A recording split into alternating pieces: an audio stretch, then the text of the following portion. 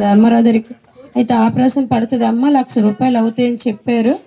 చెప్తేప్పుడు మేము ఆపరేషన్ చేయడానికి డబ్బులు లేక ఇంటికి తీసుకొస్తామండి.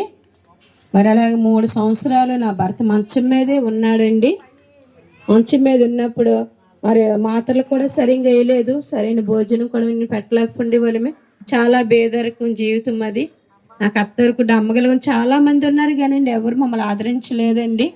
అయితే ఇలాగ యేసుప్రభు బిడ్డలు వచ్చి చెప్పేవారండి, అమ్మ దేవుడి దగ్గరికి రా అని చెప్పేవారు. మేము చాలా రామండి అని చెప్పేదాన్ని గర్వంగాన. లేదమ్మా దేవుడు అందరికీ దేవుడే, నీ భర్తను బ్రతికిస్తాడు రా అమ్మ అని చెప్పేవారు.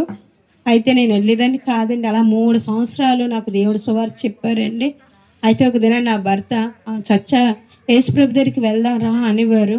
అంటూ సరేనండి వెళ్దాం అనేసి అతనితో మేము కూడా వెళ్ళామండి. మా ఆయన, నేను, నా 2 పిల్లలు, చిన్న పిల్లలు, నా 2 కొడుకులు. అయితే నలుగురు కలిసి వెళ్ళినప్పుడు ఆయన మరి చర్చికి వెళ్ళిన వెంటనే మరి పాస్టర్ గారండి మేము జాలార్లమండి అన్నాను. చెప్పిన తర్వాత ఆయన అన్నారు, అమ్మ యేసుప్రభు జాతి కులం మతం ఏమి లేదమ్మా, అలాగైతే నేను బ్రాహ్మణ్స్ని అమ్మ అని అన్నారు. నేను పంతులమ్మ, ఇందులో కాపులు తలగాలు మరి ఎంతోమంది రాజులు ఉన్నారు, గొల్లలు ఉన్నారు అని చెప్పారండి. చెప్పిన తర్వాత నాకు ప్రార్థన చేస్తానని చెప్పారు. 10 రూపాయలు కొబ్బరి డబ్బా తెచ్చుకో అమ్మా, నేను ప్రేర్ చేస్తానని చెప్పారు. అలాగే కొబ్బరి డబ్బా తీసుకువెళ్ళానండి. ఆయన ప్రార్థన చేశారండి. అయితే కొబ్బరి నూనె కొంచెం నీళ్ళేసి పట్టమ్మ, రోజు తగ్గిపోతుంది, నీ భర్తకు 3 ఎముకలు దేవుడు స్పష్టపరుస్తారని చెప్పారండి.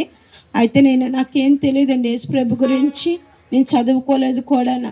అయితే అలాగే ఆయన చెప్పిన మాటలే నేను అలాగే 3 పూటలని కొబ్బరి నూనె పట్టిద్దానండి. ప్రభువా నువ్వు ముట్టి స్పష్టపరుస్తావంట కదా, నీకోసం నాకు తెలియదు ప్రభు అని అలాగే దండం పెట్టుకుని ప్రార్థన చేస్తూ అలా నా భర్త నేను 3 పూటలు పట్టిదానండి.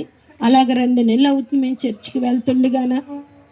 పాస్టర్ గారు మరి అలా 2 నెలలు వెళ్తుండగాన నా భర్త ఒక దినాన్ని ఏడుస్తూ పడుకున్నాడండి. ప్రభువా మరి డాక్టర్ పరమవజుడు అంట కదా, నువ్వు మరి క్యాన్సర్ వ్యాధులను బాగు చేస్తావంట కదా, మరి ఏడ్చిన వాళ్ళు బాగు చేస్తావంట కదా, టీపీ జబ్బున్నలు బాగు చేస్తావంట కదా, మరి గుండె జబ్బున్నలు బాగా ఎన్నో రోగాలు ఉన్నలు బాగా చేస్తున్నావు అంటే కదా ప్రభువా, మరి నన్ను కూడా బాగు చేయి ప్రభు అని ఏడుస్తూ ఒక దినాన్ని పడుకున్నాడండి. ఆయన మంచం మీద నుంచి దింపాలన్నా, బాత్రూమ్ తీసుకు వెళ్ళాలన్నా, టిఫిన్ పెట్టాలన్నా నిన్ను పని నుంచి వచ్చి ఆయనకి ఎంతో సేవ చేసేదాన్ని అండి. అలాగా ఒకసారి నా భర్త అలాగే ఏడుస్తూ పడుకున్నప్పుడు కళ వచ్చిందంటండి ఆయనకి. ఎందుకు అయ్యా ఏడుస్తున్నా, నేను ఆపరేషన్ చేస్తానని ఆయన కళ్ళను ఆపరేషన్ చేశారంటండి. ఇదిగవయ్యా నీకు 3 ఎముకలు ఇరిగిపోయి, ఈ 3 ఎముకలు కూడా నీకు స్పష్టపరుస్తాను, నీకు లైఫ్ అంతా ఎప్పుడు నొప్పి రాదని చెప్పారంటండి. అయితే కళ కాసిన వెంటనే ఆయన పని అని చేసుకుంటున్నారు. ఏంటి మీరు పడిపోతారు, నేను తీసుకువెళ్తానండి అంటే, లేసి వచ్చా డాక్టర్ వచ్చి నాకు ఆపరేషన్ చేస్తారు, ఇంకెప్పుడు నొప్పి రాదని చెప్పారు డాక్టర్ గారు.